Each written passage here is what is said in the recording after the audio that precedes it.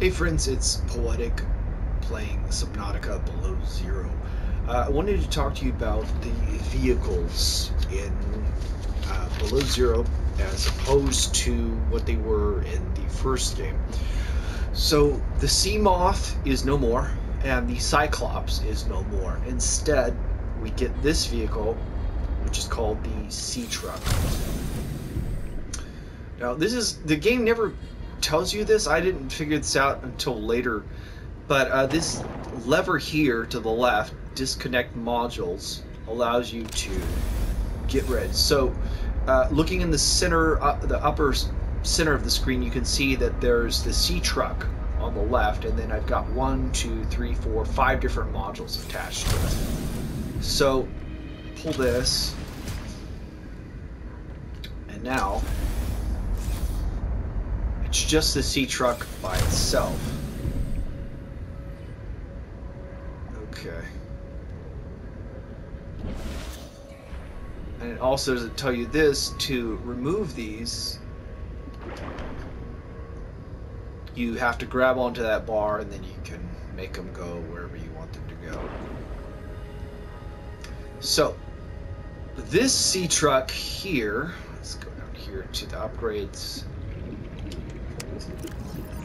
This Seatruck has all the upgrades, but particularly the Seatruck horsepower upgrade. And that's actually, it's critical, and it's not the easiest thing to find.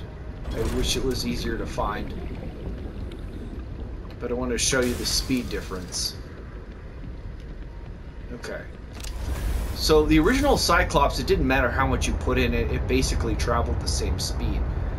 So here I'm going to head toward, let's go toward that one. Okay, sinkhole to body. You can see my speed. I'm moving about 2 meters a second. Maybe 3. This is with the Seatruck horsepower upgrade. So I'm going to turn this guy around here. Head back over here.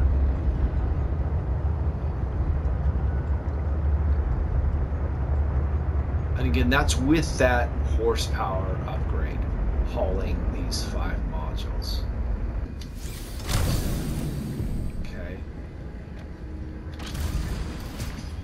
We're going to disconnect the modules and exit.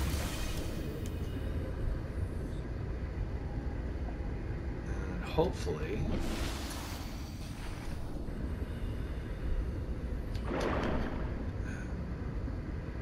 it's a little weird mechanic it has where it'll kick you off and drop the module if it thinks it's too close to the Seatruck. Okay, so this is a second Seatruck that does not have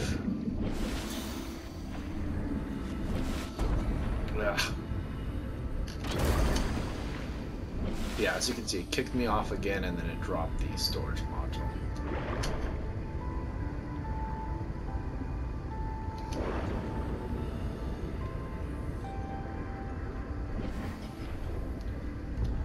This one, hopefully I can connect it to the truck. You can destroy these modules by trying to back your truck into them. I found that out the hard way. I was trying to get in the Seatruck and drive in reverse, and all of a sudden I heard this explosion, and the module I was trying to connect with was gone. Yeah, so this Seatruck, I'm gonna head toward that heat source, but you can see it's slower. It's quite a bit slower than the other one, and that's because it doesn't have that horsepower upgrade. And it just, the Cyclops went the same speed no matter what you put inside of it. These Seatrucks, they really go slower if you start attaching modules to them. The first 1 or 2 don't affect it so much, but after you get 3 or more, it really starts to slow your vehicle down, which it just isn't a lot of fun. And the thing is, if you're going to be building bases, you're going to need multiple modules just for the equipment for your base. I'll show you an example. So these are water plants. These are indoor plants.